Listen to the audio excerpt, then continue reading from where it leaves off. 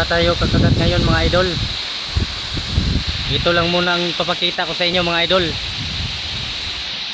Ang gandang falls mga idol. Ayan mga idol, ang ganda. Ayan. Ang lakas ng hangin dito dahil sa tubig. Sobrang taas po. Ayan. Falls ito sa Libertad mga idol. Tinatawag na sa amin na Tagpula Falls. Ayan mga idol, ang ganda.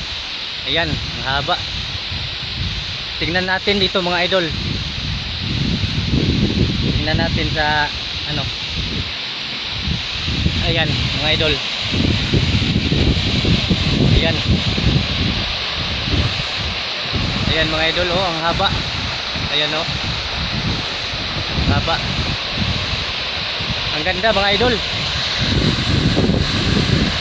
Maraming salamat po sa panood ninyo.